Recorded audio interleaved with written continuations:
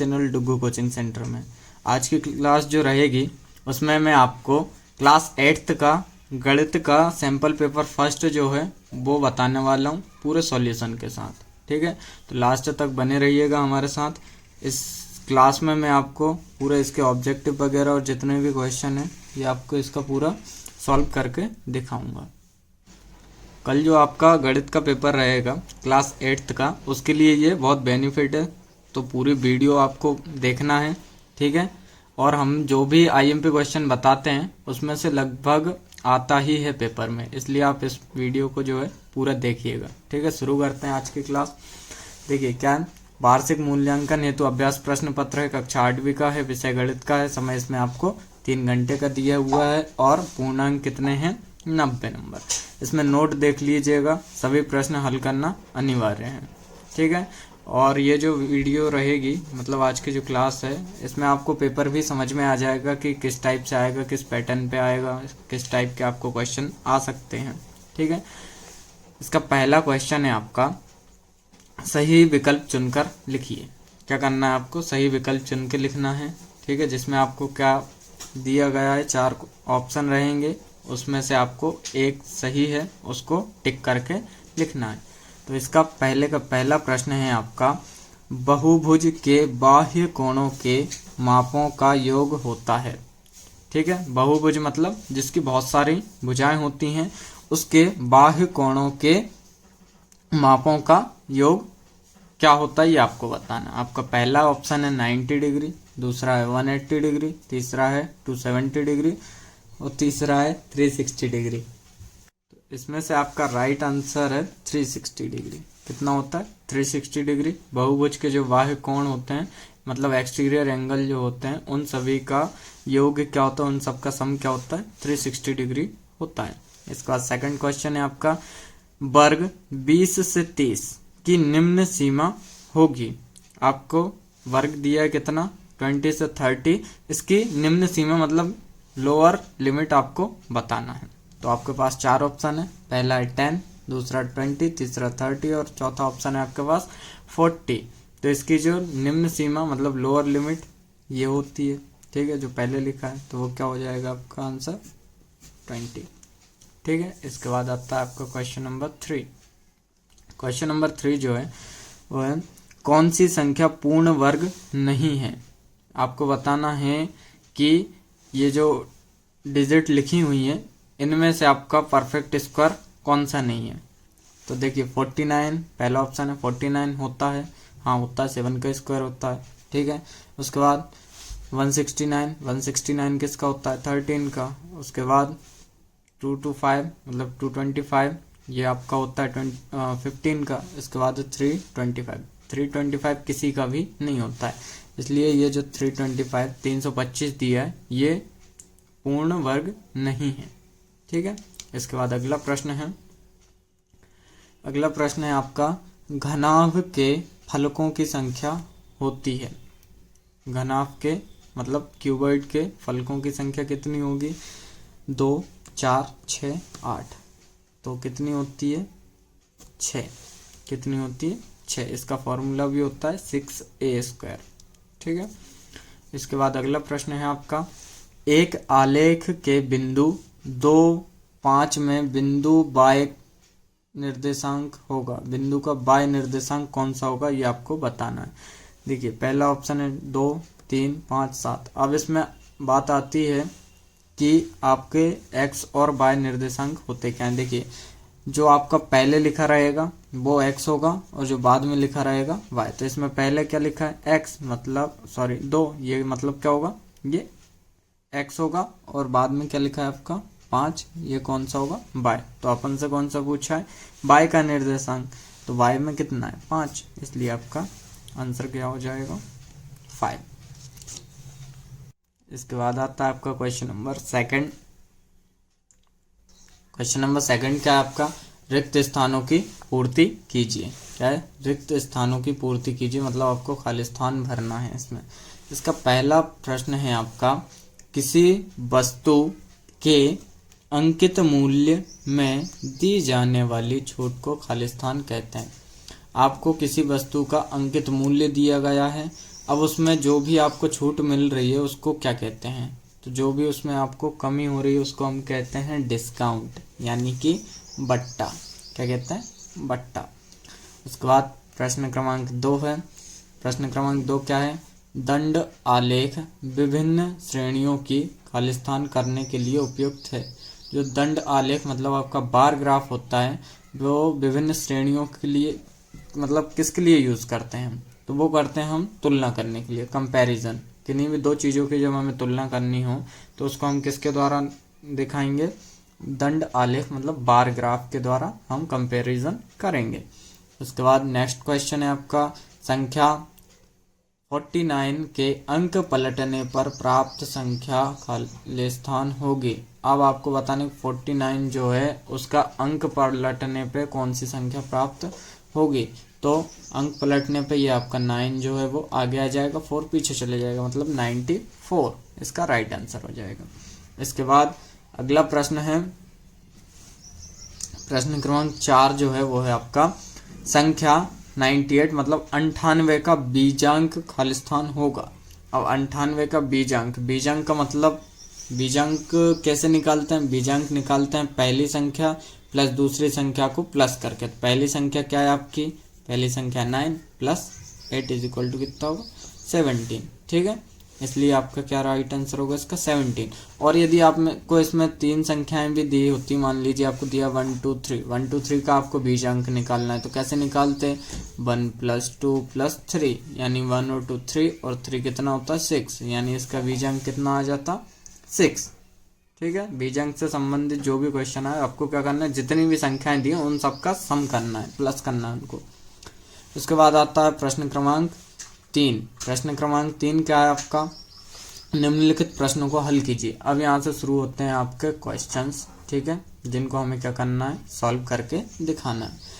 पहला क्वेश्चन क्या है आपका कि एक समबाहुभुज की कितनी भुजाएं होंगी यदि एक बाह्य कोण की माप 24 डिग्री हो। अब आपको बताना है कि एक समबाहुभुज है उसकी कितनी भुजाएं होंगी। ठीक है, क्या निकालना है, भुजाएं निकालना है। तो इसको सॉल्व करते हैं। चलो अब इसको सॉल्व करते हैं। देखिए प्रश्न था हमारा, एक समबाहुभुज की कितनी भुजाएं होंगी यदि एक बाह्य कोण कितना हो, एक बाह्य कोण की माप कितनी हो, 24 डिग्री हो। तो उसके लिए देखो सबसे पहले तो हमें क्या लिखना पड़ेगा कि सभी बाह्य कोणों की कुल माप कितनी होती है, 360। तो हम लिखेंगे सभी बाह्य कोणों की कुल माप कितनी होती है, 360 डिग्री। ठीक है, अब हमें दिया है कि एक बाह्य कोण की माप कितनी है, तो एक बाह्य कोण की माप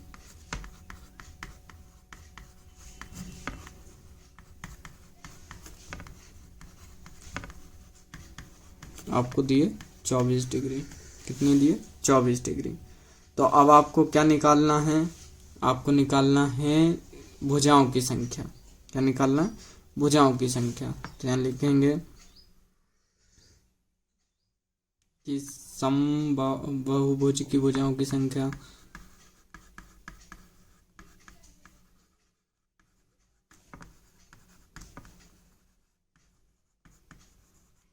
भुजाओं की संख्या आपकी क्या होगी,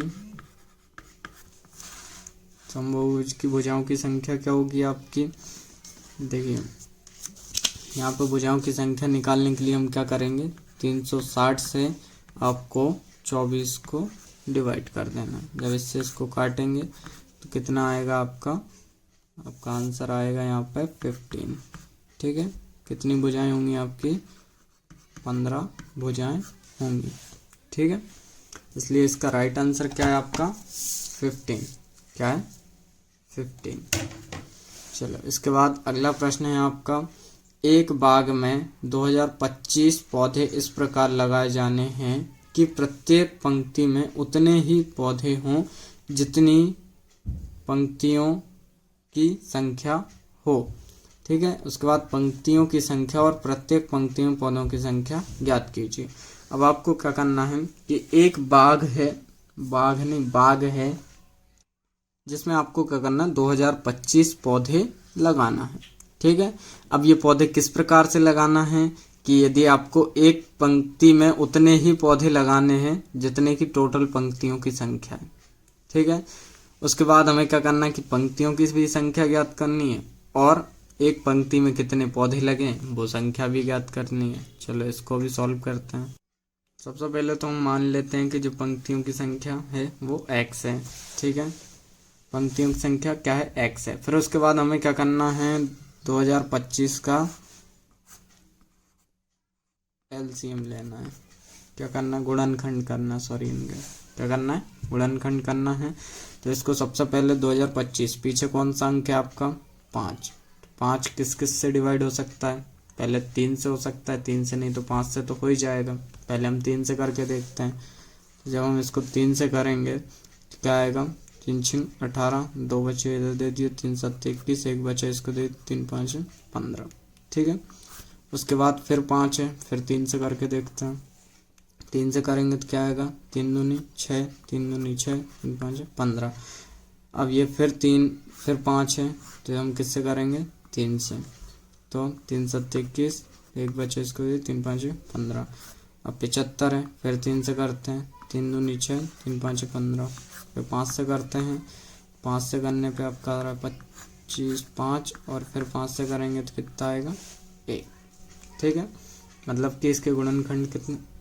अब इसके गुणनखंड देखते हैं कि क्या निकले। तो देखिए पहले क्या है, 3 × 3 × 3 × 3 × 5 × 5, ये होगा इसके गुणनखंड। ठीक है, क्या होगा इसके गुणनखंड, कौन कौन से हो गए, देखिए 3 × 3 × 3 × 3 × 5 × 5। अब इसके क्या करेंगे, हम दो दो के पेयर बनाएंगे। तो पहला 3 का 1 होगा, मतलब 3 × 3 का 1 होगा, 3 × 5। तो कितना होगा, 3 3 जा 9 × 5, और 9 × 5 कितना होता है, 45। कितना होता है, 45। यानी कि हमारा आंसर जो है वो होगा 45। ठीक है, इसमें आपको पंक्तियों की संख्या कितनी होगी, पंक्तियों की संख्या होगी आपकी 45, और एक पंक्ति में आपके पौधे कितने लगाए जाएंगे, वो भी लगाए जाएंगे 45।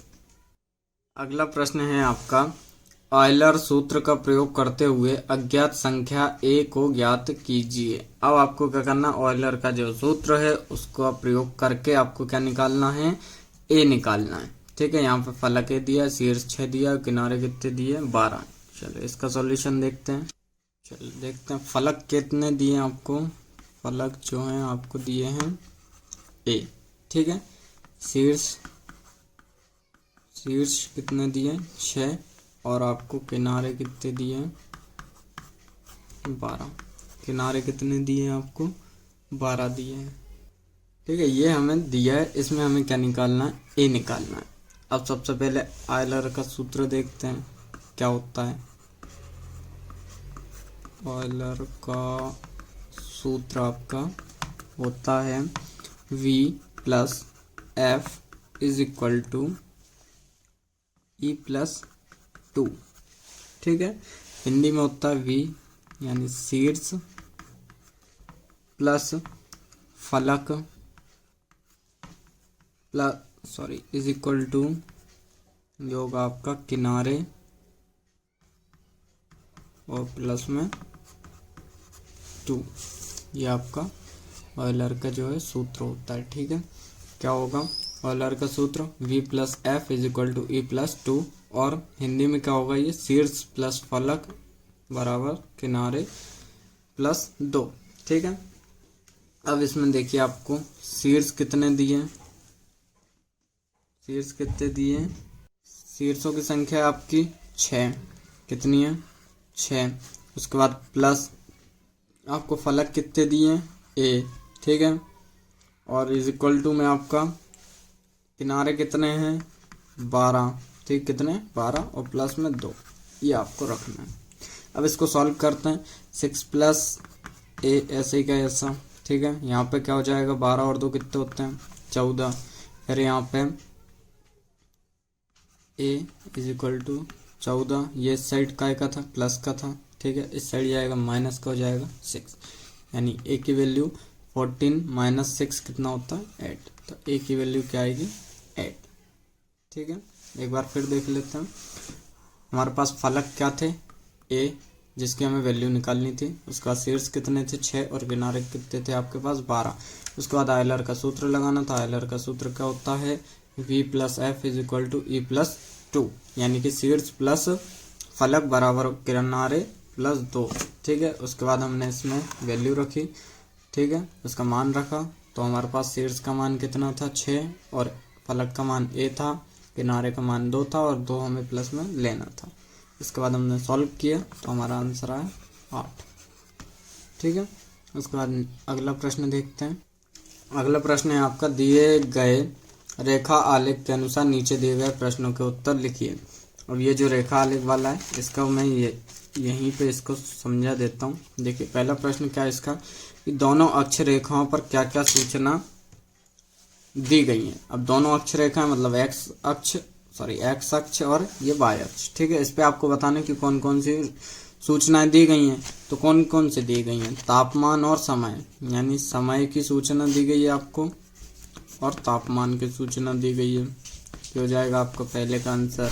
उसके बाद आता है दूसरा प्रश्न, प्रातः 10 बजे कितना तापमान दर्शाया गया। अब आपको 10 बजे देखना है, तो 10 कहाँ बज रहा है, ये 6 बजे इधर, 10 बजे आपको दिया गया है 40, कितना दिया गया 40, तो यहाँ लिख देना है आपको 40 डिग्री, ठीक है। उसके बाद अगला प्रश्न है कि कितने बजे सबसे कम तापक्रम दर्शाया गया। अब आपको आता सबसे कम, तो यहाँ से तो ये बड़ा फिर यहाँ पे ये कम होगा, तो कम कितने बजे हुआ, ये हुआ 6:30 बजे, ठीक है। कब हुआ, शाम को 6 बजे, यानी 6:30 बजे, ठीक है। आपका जो तापमान कम हो गया है। चलो इसके बाद अगला प्रश्न देखते हैं। अगला प्रश्न क्या है कि निम्नलिखित योग में ABC अक्षरों के मान ज्ञात कीजिए। ये जो आपका योग है इसमें आपको A, B और C के मान ज्ञात करने हैं, ठीक है। अब देखो यहाँ पे इसको भी यही समझ लो। आपको मान लो ये लिखा है 2, यहाँ पे कुछ नहीं है, खाली छोड़ दो, ठीक है। यहाँ पे 3, यहाँ पे 5 और यहाँ पे आपका आता है 4, 8 और 9, ठीक है। यहाँ पे समझना आप। अब हम 5 में क्या जोड़ें कि हमें 14 मिले। देखो इसमें हम जोड़ ही सकते हैं क्योंकि हमें जोड़ करना है, कम तो कर नहीं सकते कि 1 घटा दिया तो यहाँ पे 4 आ गया। अब हमें 4 कब मिलेगा, आगे 14 में मिलेगा, क्योंकि 1 4 से बड़ा तो हमारे ये 5 है, ठीक है। तो इसमें क्या जोड़ें कि आपका 14 आए, तो इसमें हम जोड़ सकते हैं 9। कितना जोड़ सकते हैं 9, ठीक है। तो 9 में कितना जोड़ा कि 14 आया आपका 5, ठीक है। इसके बाद एक हासिल यहाँ देनी है। अब आपको 3 और ये 4, अब 4 में आपको क्या जोड़ना है कि आपको 8 मिले, सिंपल सा है, 4 जोड़ देंगे तो यानी 1 और 4 5, 5 और 3 8, ठीक है, ये 8। अब 2 में क्या जोड़ें कि आपको 9 मिले, तो क्या जोड़ेंगे 7, यानी आपका A का मान कितना आ गया, A का मान आपको A यहाँ पे था 4 आ गया, B का मान कितना आ गया, B कहाँ पे था यहाँ पे, यानी 9 आ गया। और आपका जो C का मान है, C आपका यहाँ पे था, इसका अर्थ है कि यहाँ पे कितना आएगा 7, ठीक है। A की वैल्यू आपकी 4 है, B की 9 है और C की 7 है, ठीक है। इसके बाद आता है आपका अगला प्रश्न। अगला प्रश्न है आपका सूत्र एकाधिकैन पूर्वेण के प्रयोग से 85 का वर्ग मतलब 85 का स्क्वायर आपको निकालना है, ठीक है। चलो इसको निकालते हैं। चलो एकाधिकैन का मतलब क्या होता है, एक बढ़ाना है आपको। पहले तो ये लिखो किसका निकालना है 85 का, ठीक है। फिर आपको क्या करना है, यहाँ पे एक बढ़ाना है, यानी 8 × 9, ठीक है, सॉरी हाँ, ठीक है। उसके बाद आपको 5 का स्क्वायर दिया, यानी 5 का 5। अब इनको जब हम इनका इंटू करेंगे तो कितना आता है अपने पास 72, और स्लैश लगाया सेम, 5 और 5 का इंटू करेंगे आपका आएगा 25, ठीक है। अब इन दोनों को कुछ नहीं करना, मिला के लिख देना, मतलब 7 2 2 5, ये आपका आंसर हो जाएगा, ठीक है। एक बार फिर समझ लो क्या है आपका 85 का स्क्वायर निकालना है आपको। 8 में से एक बढ़ा के लिखना, मतलब 8 × 9 और यहाँ पे 5 का स्क्वायर दिया तो 5 × 5, फिर क्या हो जाएगा, इन दोनों का हमने इंटू किया ठीक है। तो कितना आ जाएगा 72, इन दोनों को इंटू करने पे कितना आएगा 25, और इन दोनों को मिला के लिख देना तो आपका आंसर ये आ जाएगा।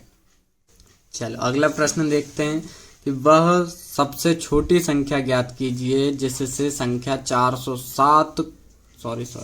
704 को भाग देने पर भागफल एक पूर्ण घन प्राप्त हो जाए। अब आपको वह ऐसी सबसे छोटी से छोटी संख्या निकालनी है जिसका कि आपको यदि भाग देते हैं आप तो क्या हो जाए, आपको संख्या 704 को भाग देने पे एक पूर्ण घन प्राप्त हो जाए। ठीक है, मतलब कि आपको परफेक्ट क्यूब मिले। चलो इसको देखते हैं। चलो देखो, इसका सबसे पहले तो हम क्या करेंगे, 704 का गुणनखंड करेंगे। ठीक है, गुणनखंड संख्या आपको पीछे कितनी दिख रही है 4, 2 से डिवाइड हो जाएगा तो 2 तिया 6, 2 पंचे 10, एक इसका बचा था यहाँ पे। ठीक है, फिर 2 दूनी 4, फिर 2 से करेंगे तो 2 एकम 2, यहाँ पे एक बचा, 2 सत्ते 14। ठीक है, फिर यहाँ पे एक बचा 12 होगा, 2 छः 12। उसके बाद फिर आपका पीछे कितना है 6, फिर 2 से करेंगे तो 2 अट्ठे 16, एक बचा था। ठीक है, ये होगा 16, 2 अट्ठे 16, फिर 8 है आपका, फिर क्या हो जाएगा 2 से डिवाइड हो जाएगा तो 2 चौके 8 और 2 चौके 8, फिर 2 से करेंगे 2 दूनी 4 और 2 दूनी 4। फिर यहाँ पे आपका आता है 2, फिर 2 से डिवाइड होगा तो 2 एकम 2 और 2 एकम 2, फिर आपका है 11, 11 सिर्फ 11 से ही डिवाइड होता है तो 11 एकम 11। ठीक है, अब इसके देखते हैं कि आपके क्या क्या गुणनखंड निकल के आए हैं। चलो क्या आया देखो, 2 into 2 into 2 into 2 into 2 into 2 और इंटू में 11। ठीक है, ठीक है। अब यहाँ पे देखो हमसे क्या पूछा था कि 704 में ऐसी कौन सी छोटी संख्या से भाग दें कि आपका पूर्ण घन बन जाए। अब घन में गुणनखंड जब हमने निकाल लें तो आपको घन बताना, तो घन में कितने के जोड़े बनते हैं आपके 3 3 के। तो यहाँ पे एक 3 का ये बन गया, एक 3 का ये बन गया, बचा कितना 11। तो हमें 11 ऐसी संख्या है, 11 ऐसी संख्या है जिससे यदि आप भाग देंगे तो क्या हो जाएगा, ये पूर्ण घन बन जाएगा। ठीक है, कौन सी संख्या से 11 से, यानी 11 डिवाइडेड बाय 11। ठीक है, अगला प्रश्न है आपका m का मान ज्ञात कीजिए जिसके लिए 5 की power m divided by 5 minus 3 और इज इक्वल टू में 5 की पावर 5। ठीक है, चलो इसको चलो ये क्वेश्चन था आपका 5 की पावर m डिवाइडेड बाय 5 की power minus 3 is equal to 5 की पावर 5। अब यहाँ पे इसको सॉल्व करते हैं। देखिए 5 की पावर m, जब पावर आपस में डिवाइडेड होती हैं मतलब सॉरी, जब आपका बेस सेम क्या होता है, पावर आपकी माइनस हो जाती है। ठीक है, जब बेस सेम हो आपका और डिवाइड में हो तो पावर क्या होती है, माइनस होती है। ठीक है, तो इसको हमने क्या किया, माइनस कर दिया, m माइनस 3 और माइनस का 3 जो था आपका पहले से ही था। ठीक है, इज इक्वल टू 5 की पावर m पहले से चल रही है। अब जब इसको हम माइनस करेंगे तो 5m तो आपका एज इट इज रहेगा। ठीक है, और जो माइनस माइनस क्या हो जाता है आपका प्लस हो जाता है, इसलिए ये +3 हो जाएगा आपका, और 5 की पावर 5। यहाँ से ये दोनों इक्वल में तो ये आपस में कैंसिल हो जाएंगे। ठीक है, यहाँ से हमारे पास सिंपल क्या बचेगा, m+3 इज इक्वल टू 5, ये आपका बचेगा। ठीक है, m+3 और इज इक्वल टू 5, तो m इज इक्वल टू आपका 5, ये प्लस का था इस साइड आएगा माइनस का हो जाएगा। 5 में से 3 को माइनस करेंगे तो क्या आएगा आपके पास, m की वैल्यू 2। राइट आंसर आपका होगा 2। चलो इसके बाद आपका अगला प्रश्न है कि 3 लगातार पूर्णांकों का योग 51 है, तीनों पूर्णांक ज्ञात कीजिए। ठीक है, इसको भी देखते हैं। आपका पूर्णांकों का योग क्या है आपका, फटाफट देख लेते हैं इसको भी। पूर्णांकों का योग कितना है आपका, ये है आपका 51। ठीक है, अब मान लो पहली पूर्णांक आपका x है प्लस दूसरा पूर्णांक x+1 है, तीसरा पूर्णांक आपका x+2 है, तो इसके बराबर में आपका 51। ठीक है, अब इसको सॉल्व करते हैं। ठीक है, x वाले से x वाले प्लस होंगे और सिंपल से सिंपल, तो यहाँ पे कितना है x है 3, तो कितना हो जाएगा 3x प्लस 1 और 2 कितना होता है 3 बराबर 51। ठीक है, अब यहाँ पे सॉल्व करते हैं इसको और आगे। 3x इज इक्वल टू 51, ये 3 इधर प्लस का था इस साइड आएगा माइनस का। ठीक है, 3x is equal to sorry यहाँ पे 3x, यहाँ पे क्या हो जाएगा 48, मतलब x की वैल्यू आपकी 48/3 ठीक है, 48/3 होगा। जब इसको काटेंगे तो 3 एकम 3, 3 छून 18, मतलब x की वैल्यू आपकी कितनी आएगी 16। कितनी आएगी 16, आपका ये आंसर हो जाएगा। चलो अगला प्रश्न देखते हैं। अगला प्रश्न है आपका कि दो संख्याओं में अनुपात 5 आपका 3 है, यदि उसमें अंतर 18 है तो संख्याएं ज्ञात कीजिए। चलो इसको भी देखते हैं। इसमें अब देखते हैं आपकी पहली संख्या क्या है। पहली संख्या इसमें हम करेंगे माइनस दूसरी संख्या। क्या करेंगे, पहली संख्या माइनस दूसरी संख्या जो है आपकी वो, ठीक है। और बराबर में कितना रखेंगे 18, जो कि आपको दिया, पहली संख्या माइनस दूसरी संख्या बराबर 18। अब पहली संख्या मान लो आपकी x है और दूसरी संख्या भी हम नहीं मानते हैं, ठीक है। दूसरी संख्या बराबर में कितना रखेंगे भाई 18, ठीक है। तो अब आपका देखिए x, ये 18 इस साइड उठ के आएगा तो ये माइनस का 18 हो जाएगा, और इज इक्वल टू ये माइनस का था उस साइड जाएगा, दूसरी संख्या आपकी हो जाएगी प्लस की, तो दूसरी संख्या ये आपकी सेम रही, ठीक है। अब इसके आगे सॉल्व करते हैं, प्रश्न अनुसार देखते हैं कि क्या है आपका x बटे x minus 18 is equal to आपका अनुपात कितने दिया 5:3 दिया। कितना दिया 5:3। अब इसका हम करते हैं त्रियक गुणा। क्या करेंगे, त्रियक गुणा करने पे, ठीक है। चलो अब इसका त्रियक गुणा करते हैं। जब हम त्रियक गुणा करेंगे तो हमारे पास क्या आएगा x into 3 is equal to में 5, ये हो जाएगा x माइनस 18, ठीक है। तो x ये हो जाएगा 3x आपका, ठीक है। उसके बाद इज इक्वल टू 5 का x का इंटू, तो 5x माइनस 18 पंच कितना होता है 90 होता है आपका, 18 5 जा 90, ठीक है। उसके बाद इनका पक्षांतर करेंगे तो पक्षांतर करने पे क्या मिलेगा आपको 90 is equal to 5x minus 3, ठीक है, सॉरी 3x। अब यहाँ पे जब इनको सॉल्व करेंगे तो आपके पास आएगा 90 इज इक्वल टू 2x, मतलब x इज इक्वल टू हो जाएगा आपका 90/2, यानी कि x की वैल्यू जो है आपकी 45। क्या होगा 45। अब हम देखेंगे प्रश्न अनुसार जो हमारी दूसरी संख्या थी, क्या थी, दूसरी संख्या निकालेंगे। तो दूसरी संख्या के बराबर में क्या था x माइनस 18, दूसरी संख्या के बराबर में क्या था x माइनस 18, यानी कि x की जगह अपन रखेंगे 45, माइनस करेंगे 18 तो कितना आएगा आपका 27, ये हो जाएगा आपका दूसरी संख्या, ठीक है। आया समझ में। इसके बाद अगला प्रश्न है आपका, एक विशेष दिन किसी बेकरी की दुकान में हुई विभिन्न वस्तुओं की बिक्री रुपयों में दी गई है। इसमें आपको क्या करना है, पाई चार्ट बनाना। तो पाई चार्ट की हमारी एक अलग से सेपरेट वीडियो बनी हुई है, तो आप वो चैनल पे जाके देख लीजिए। चलो इसके बाद आता है आपका अगला प्रश्न। अगला प्रश्न क्या है कि एक थैले में समान आकार वाली 4 लाल गेंदें और 2 पीले गेंदें, ठीक है। तो थैले के अंदर से बिना देखे एक गेंद निकाली जाती है। एक लाल गेंद प्राप्त करने की प्रायिकता क्या है, क्या यह एक पीली गेंद प्राप्त करने की प्रायिकता से अधिक है, क्यों। अब ये आपको बताना। चलो इसको भी समझते हैं। सबसे पहले तो देखते हैं कि थैले में कुल गेंदें कितनी है। थैले में कुल गेंदें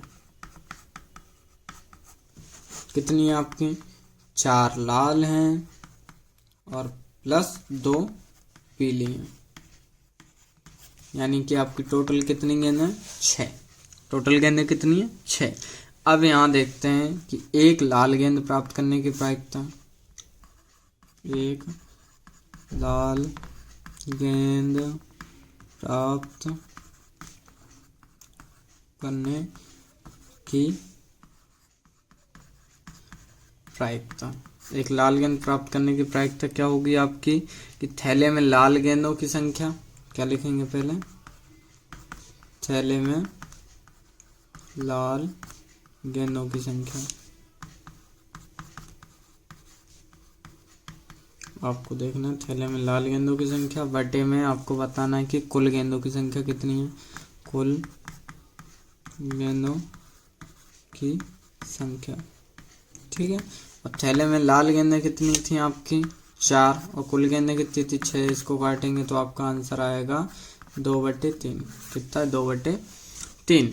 सेम अब उसका करेंगे, ठीक है, पीली गेंद का। पीली गेंद का क्या होगा, इसमें आपको फिर लिखना है कि पीली गेंद निकालने की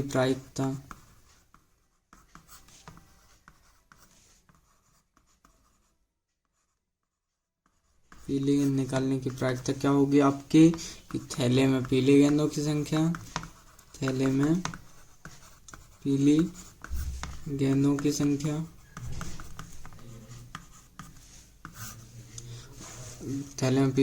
संख्या और बटे में कुल गेंदों की संख्या,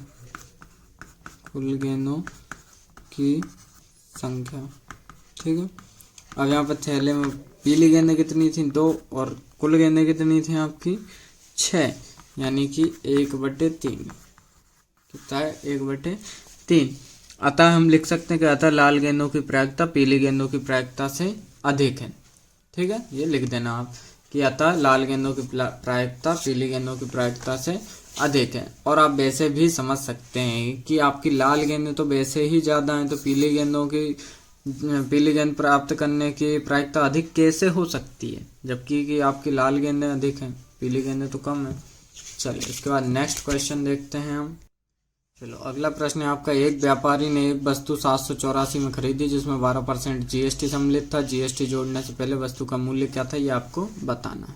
चलो इसको समझते हैं। जब व्यापारी ने एक वस्तु खरीदी तो वो 100% में ही खरीदी होगी। कितने में खरीदी होगी 100% में। जब उस पर जीएसटी और जोड़ दिया, कितना जोड़ा 12%, तो 100% पे यदि 12% जोड़ दिया जाता तो आपका क्या आएगा 112% हो जाता है टोटल मिला के, ठीक है। अब आप मान लो कि 100% जो है आपका वो क्या है x है, 100% क्या आपका x है। तो इसको हम लिख सकते हैं कि 112/100, 112 का हमने क्या निकाला, यहाँ पर परसेंट निकाला, और आपका टोटल जो था 784 उसको आपने 100 से डिवाइड कर दिया, ठीक है।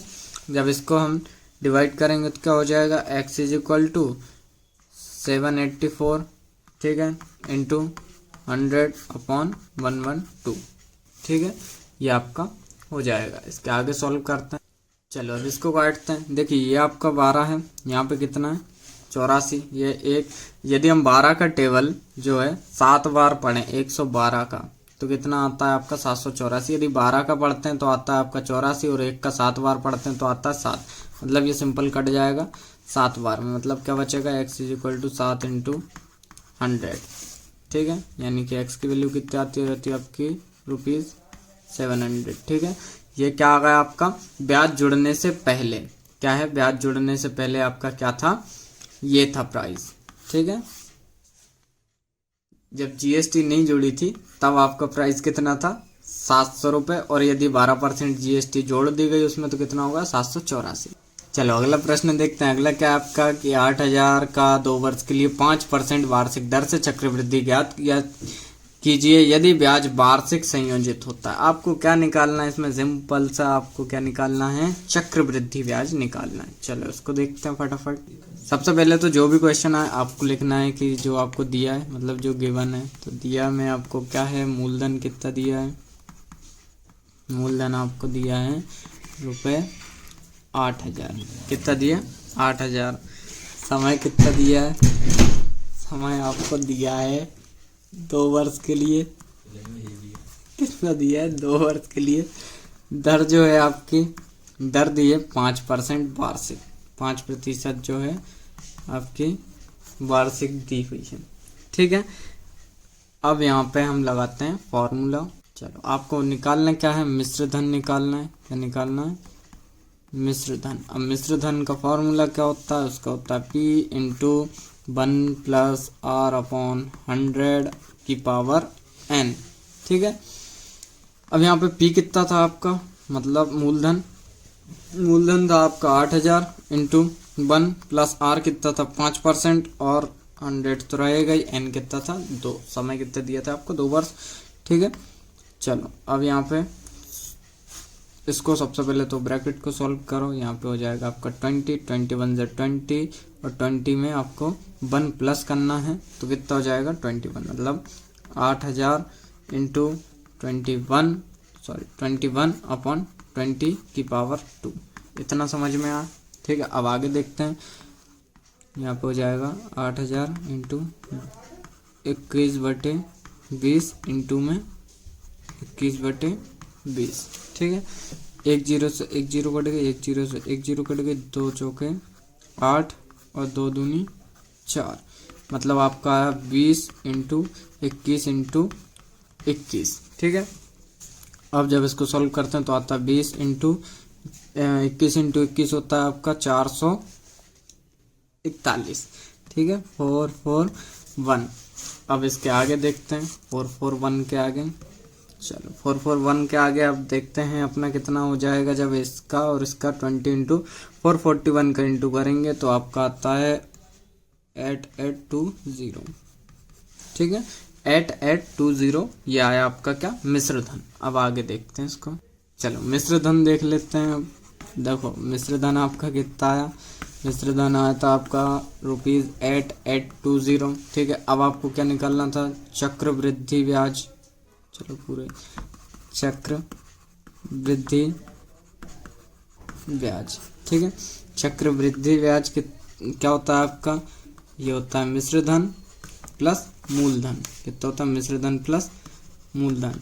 तो अभी हमने मिश्र धन माइनस होता है यहाँ पे मूलधन। तो मिश्र धन कितना था आपका, कितना निकाला अभी, 8,820 माइनस 8,000। ठीक है, इक्वल टू में कितना, ये जब इसको काटेंगे तो आपका आएगा 820 रुपये। चक्रवृद्धि ब्याज आपका कितना निकला, 820 रुपये। ये आपका आंसर है। ठीक है।